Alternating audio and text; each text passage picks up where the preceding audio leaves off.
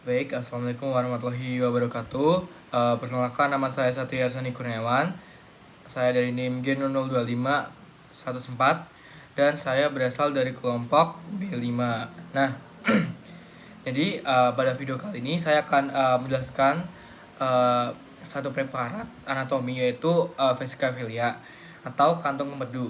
Nah, jadi vesicaphilia ini merupakan salah satu organ penting dalam sistem hepatobiliar yang berperan dalam penyimpanan serta konsentrasi empedu sebelum dilepaskan ke duodenum. Nah, jadi organ ini itu memiliki hubungan erat dengan berbagai kondisi klinis seperti koleositis dan lain-lain yang sering muncul pada kasus nyeri kuadran kanan atas dan Murphy sign positif seperti pada skenario itu.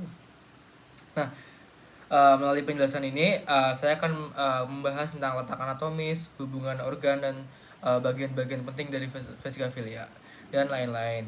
Nah, oke. Jadi pada gambar ini dapat dilihat posisi vesicaphilia yang ditandai dengan lingkaran. Nah, seperti ini. Terus vesicaphilia ini terletak di permukaan inferior hepar, tepatnya di fossa vesicaphilia yang berada di antara lobus kanan dan lobus quadratus. Nah, jadi organ ini tuh berbentuk seperti pir dan terdiri dari 3 bagian utama, yaitu fundus, corpus atau badannya, dan kolum atau leher kantong empedu. Nah, dari kolom inilah keluar ductus cysticus yang kemudian bergabung dengan ductus hepaticus communis membentuk ductus choledocus, yaitu saluran utama yang membentuk empedu menuju ampulla vater dan akhirnya ke papilla duodeni mayor. Nah, letak anatomi vesicaphilia yang dekat dengan hati, duodenum dan kolom transversum juga memberikan gambaran kenapa nyeri pada kelainannya sering dirasakan di badan kanan atas dan bisa menjalar ke bahu kanan melalui iritasi nervus phrenicus.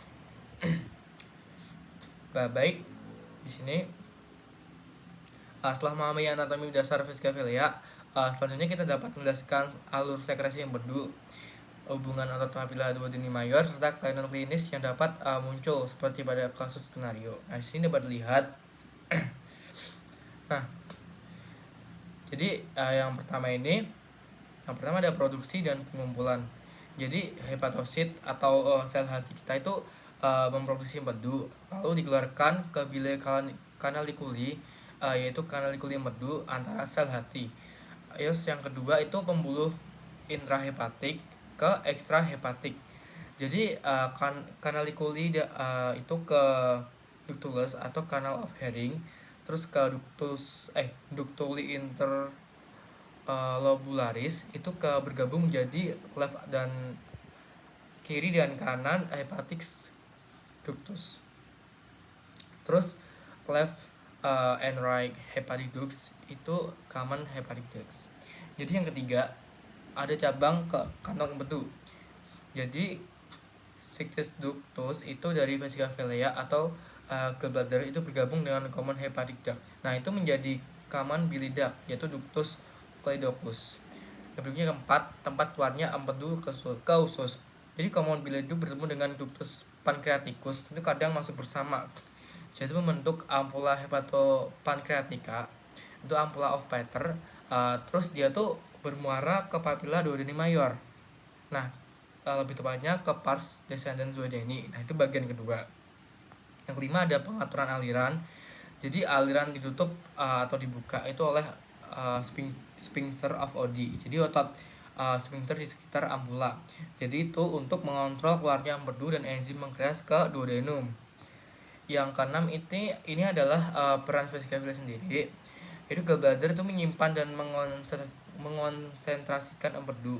Jadi saat makan lemak, CCK atau cholecystokinin itu dirilis, lalu menyebabkan kontraksi vesicaphilia dan relaksi sphincter. Lalu empedu dikeluarkan ke duodenum untuk emulsi lemak. Nah, slide berikutnya nama otot yang mengelilingi papilla duodeni mayor serta otot-otot penyusunnya. Nah, di sini kita bisa lihat yaitu nama umumnya yaitu sphincter of Oddi, yaitu musculus sphincter ampullae hepatopancreaticae. Nah, Untuk berikutnya, untuk komponen ototnya yang lebih spesifik lagi, itu ada sphincter cholecocus. Nah, di sini dia tuh kayak mengelilingi bagian distal common bile duct. Terus ada sphincter pancreaticus. Nah, di sini tuh dia mengelilingi pancreatic duct. Nah, ini jika terpisah ya teman-teman. Ya, berikutnya ada sphincter ampullae. Nah, ini mengelilingi ampulla of Petri sendiri. Jadi bisa kita simpulkan. Jadi semua ini tuh bersama-sama membentuk fungsi pengendali aliran empedu dan enzim pankreas. Nah, ini yang sering disebut dengan sphincter of Oddi. Oke, kita menuju ke slide selanjutnya, yaitu kelainan pada vesikavelia dan gejala-gejalanya. Jadi dalam klinis itu terdapat beberapa kelainan yang dapat terjadi pada vesikavelia dan saluran empedu. Nah, berikut ini kita bahas satu persatu. Jadi yang pertama itu ada koleksistitis. Nah, koleksistitis itu apa? Yaitu inflamasi. Nah, itu ada peradangan pada vesikavelia. Nah, penyebab utamanya sendiri itu obstruksi ductus situs oleh batu empedu, lalu sehingga tuh empedu itu jadi tertahan sehingga terjadi inflamasi. Nah, gejala-gejalanya koleksistitis itu kayak nyeri hebat di kuadran kanan atas atau RUV pain.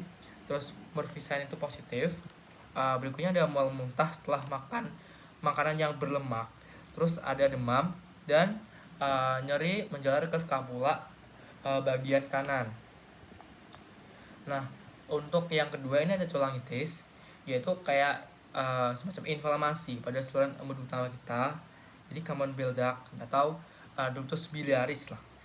Nah, gejala khasnya ini yaitu kayak demam dari badan kanan atas, terus kulit dan mata itu kayak menguning.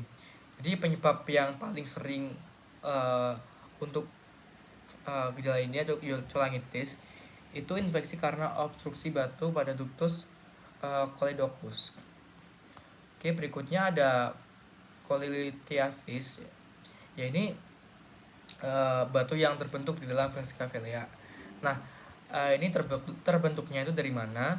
Yang pertama ada dari endapan kolesterol, yang kedua ada pigmen empedu. Nah, gejala-gejala dari cholelithiasis ini nyeri hilang timbul, terus terutama setelah makan makanan yang berlemak, terus rasa penuh pada perut di bagian kanan atas. Nah, terus bisa asimptomatik, yaitu tidak bergejala, dan baru sakit jika obstruksi. Nah, yang terakhir ada cholecystitiasis. Nah, yaitu definisinya sendiri itu yang batu yang bergerak dan menyumbat ductus cholecocus, yaitu saluran empedu utama. Nah, jadi gejala cholecystitiasis ini yaitu nyeri hebat di kuadran kanan atas, yaitu icterus karena empedunya nggak bisa keluar kan. Nah, berikutnya ada urin berwarna gelap, terus juga feses itu berwarna pucat, terus terjadi gatal karena itu terjadi karena ada penumpukan bilirubin.